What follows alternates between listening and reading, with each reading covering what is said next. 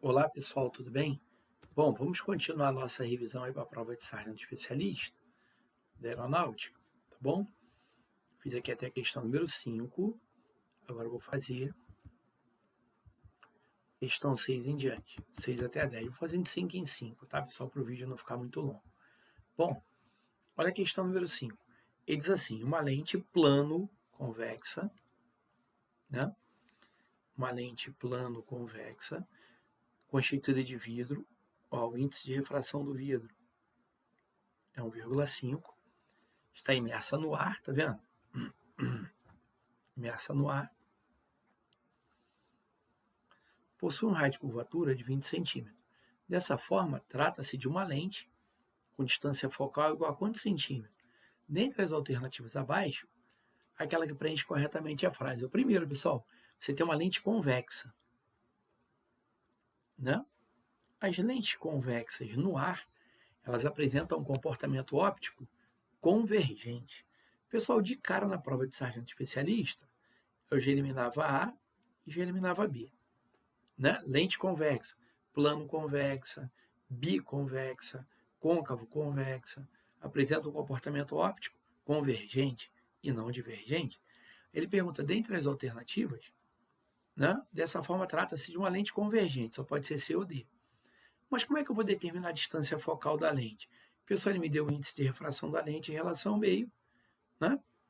Me deu o raio de curvatura da face. O que eu tenho que pensar? Equação de Rayleigh. Com alguns cuidados. Primeiro, face plana.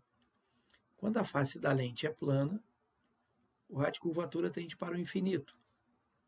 Face convexa, o raio de curvatura é positivo, né?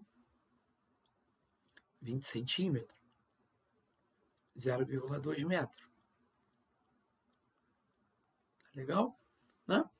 Pronto. E apliquei a equação de Rayleigh, né? A equação que me permite determinar o comportamento óptico da lente em relação ao meio. Vergência da lente é o índice de refração da lente.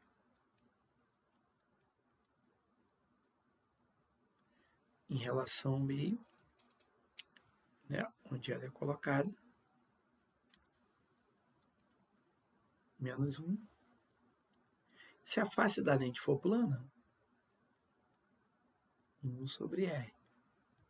Né? Mas como é que eu calculo a vergência da lente? O inverso da distância focal. 1 sobre a distância focal. O índice de refração da lente, 1,5. O meio que envolve a lente é o A. Então vai ficar 1,5 sobre 1. 1,5.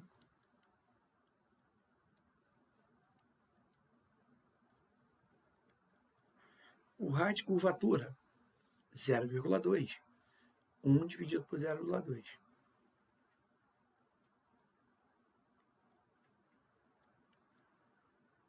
Isso aqui dá 10. Então, 1 sobre F.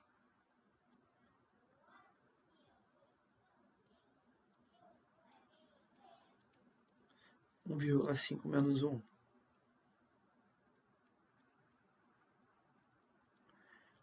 1 sobre 0,2. 10. Né? Lá 10 vezes 0,5 é 5. Beleza? Então, vou ter que 1 sobre F é igual a 5. Então, tem que 5F é igual a 1. Então, F.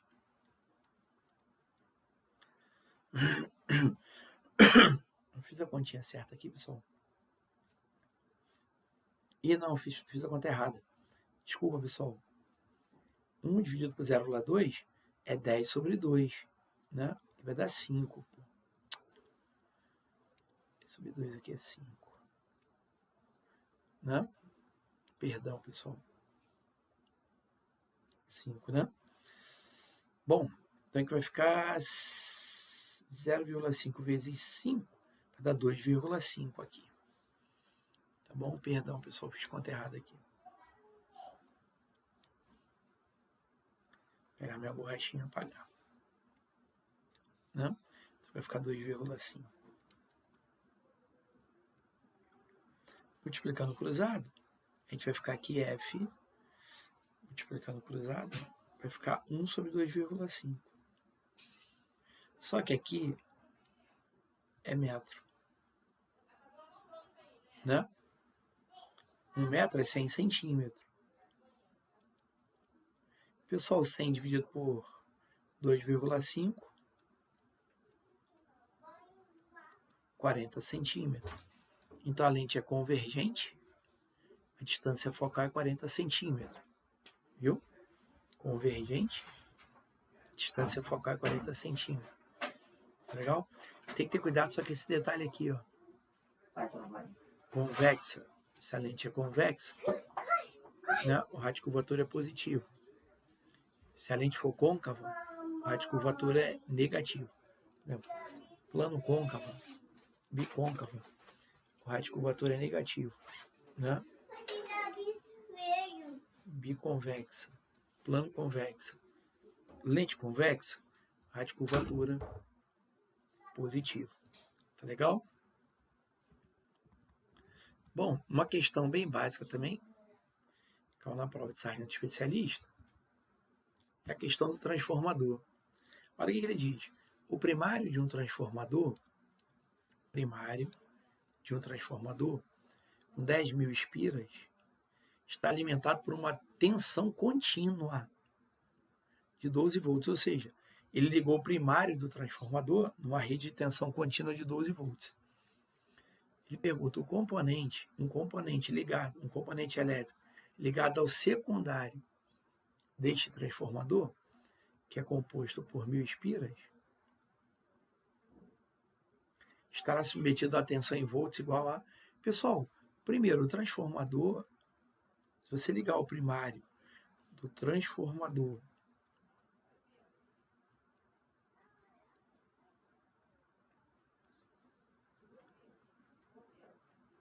numa rede de tensão contínua, ele não vai funcionar.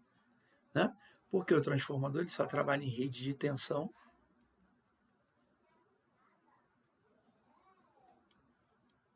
alternada. Né? Ou seja, com base no princípio da indução eletromagnética. Tá legal? O transformador ele só trabalha em rede de tensão alternada.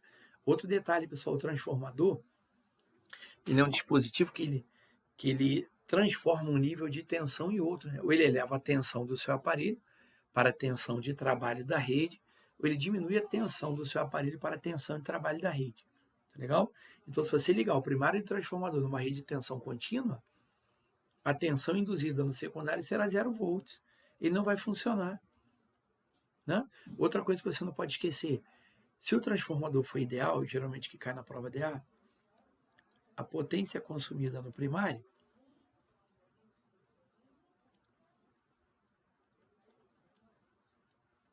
tem que ser igual à potência no secundário. Né? Mas como é que calcula a potência no primário? Tensão do primário vezes a corrente no primário. Como é que calcula a potência no secundário? Tensão no secundário vezes a corrente no secundário. Né? Detalhe, ele transforma um nível de tensão em outro, mas ele só funciona em rede de tensão alternada. Outro detalhe que é importante você lembrar para a prova de sargento aeronáutico é que a tensão do primário é proporcional ao número de espiras do primário, assim como a tensão do secundário é proporcional ao número de espiras do secundário. Tá legal? Nada demais. Por que a tensão do secundário é 0 volts? Porque ele foi ligado numa rede de tensão contínua. Bom, outra questão bem básica, que também caiu na prova de sargento especialista. Olha o que ele diz. Um estudante de física, utilizando um apontador laser, um espelho plano e um transferidor, deseja estudar o fenômeno de rotação de um espelho plano, admitindo que um único raio de luz monocromático incide sobre o espelho e que o estudante faz com que o espelho sofra uma rotação de 40 graus, o espelho daquele vai sofrer uma rotação de 40 graus. Conforme pode ser visto na figura, qual será o valor em graus do ângulo alfa de rotação do raio refletido, viu? Pessoal, isso aqui a gente consegue provar matematicamente, só que na hora da prova você não vai provar isso, vai perder tempo. A gente demonstra que o desvio angular, o delta, do raio refletido é o dobro da rotação que você produz no espelho. Né? Ou seja, se você produzir uma rotação no espelho de um ângulo alfa, o desvio angular do raio refletido vai ser o dobro. Né? Ou seja, duas vezes, se você produzir uma rotação de um ângulo θ, melhor dizendo, 2 vezes θ, então desvio angular do raio refletido, 80 graus. Nada demais, viu? Ou seja, se o espelho girar de um ângulo alfa, o raio refletido sofre uma rotação dupla. 80. Viu? Bom, outra questão bem bacana, né? Bem bacana também, nada demais, seria a questão de potencial elétrico. Né? Potencial elétrico, uma questão bem legal. Né? Potencial elétrico. Olha o que ele diz na questão. Uma carga, deixa eu ajustar aqui, pessoal, desculpa. Uma carga Q de 10 microcoulomb, ó, uma carga Qzão, tô vendo a carga fonte, fixa, né? Uma carga Qzão.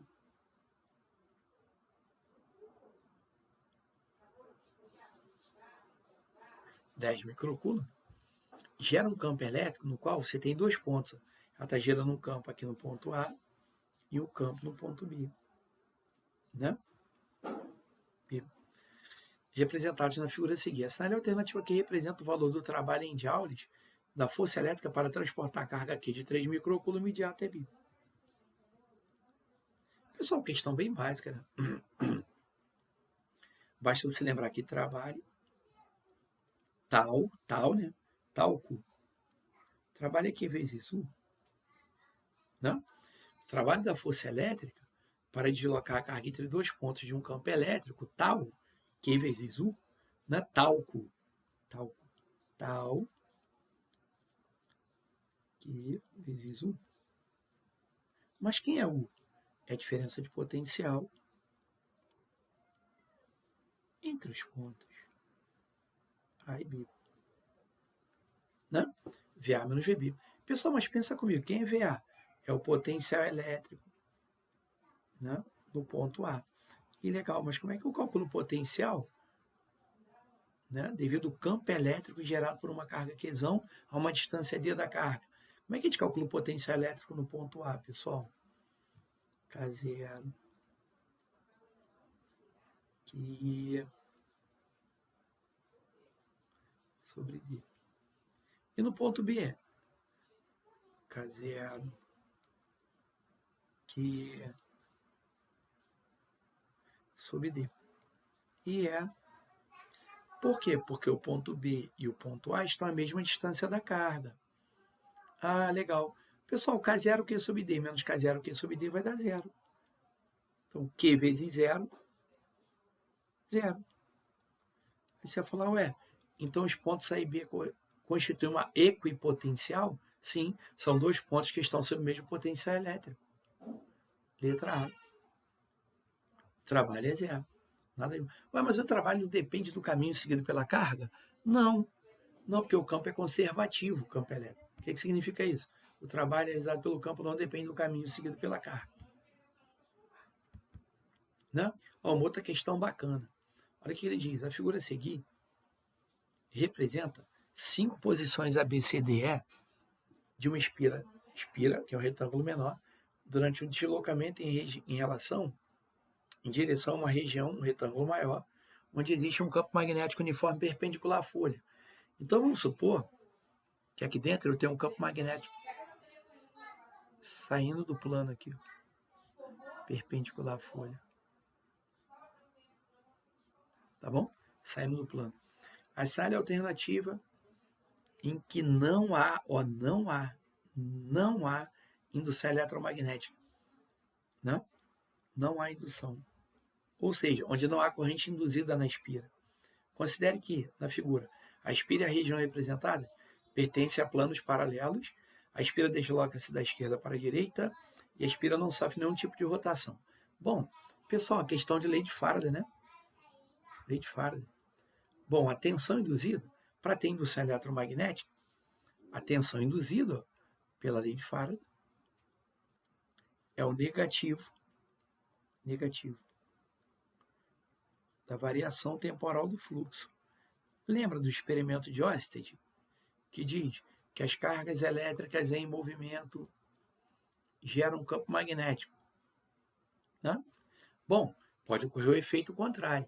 Se as cargas elétricas em movimento geram um campo magnético, um campo magnético pode induzir uma corrente no circuito, que é o que a gente chama de indução eletromagnética, viu?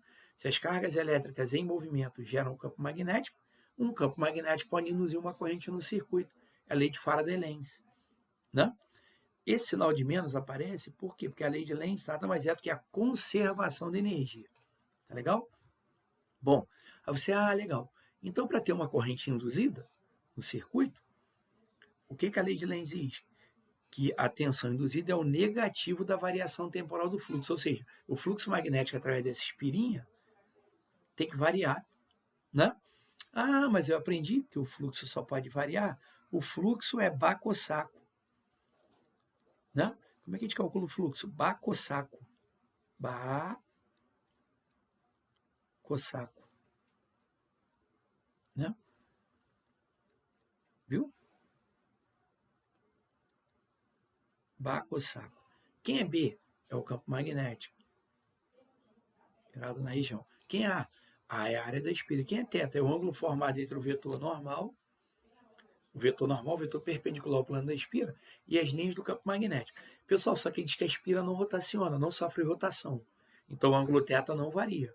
O ângulo formado entre as linhas do campo e o vetor normal. Bom, a área da espira também não varia, é constante. O campo magnético é uniforme, também é constante aqui dentro, né? Ou seja, o fluxo magnético ele só pode variar se o campo é uniforme e o ângulo θ é constante. Desculpa, pessoal. O fluxo só pode variar se a área da espira variar. Bom, aqui na região A espira está fora do campo. Então não tem fluxo magnético, ou seja, as linhas de campo não estão passando por dentro da espira.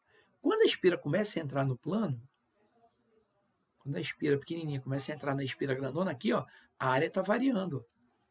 Aqui eu tenho uma área pequenininha, aqui ela já entrou totalmente, ou seja, de B para C a área variou. Se a área da espira variar, o fluxo magnético vai variar, vai ter tensão induzida. Então vai ter uma indução eletromagnética. De B para C a área variou, mas ele quer saber onde não há variação. Pessoal, mas observe, no desenho de C para D, a área da espira já está totalmente, a espira pequenininha já está totalmente dentro da espira grandona. A sua área não varia mais. Ou seja, não tem mais variação de fluxo magnético através da espira, porque a área não varia mais. A área dela já está totalmente dentro da espira grandona. De D para E, a espira começa a sair do plano. Quando ela começa a sair, o fluxo magnético, a quantidade de linhas que atravessa a espira, varia de novo. Se variar de novo, tem indução eletromagnética de novo. Então, não há indução eletromagnética no movimento de C para D. Tá aqui, ó. Né? Opção correta, letra D. Viu? Não há indução de C para D. Viu, pessoal? Questão bacana, né? Daqui a pouco a gente volta e analisa outras questões. Tá legal, pessoal? Obrigado pela atenção. Tá bom? Até daqui a pouco.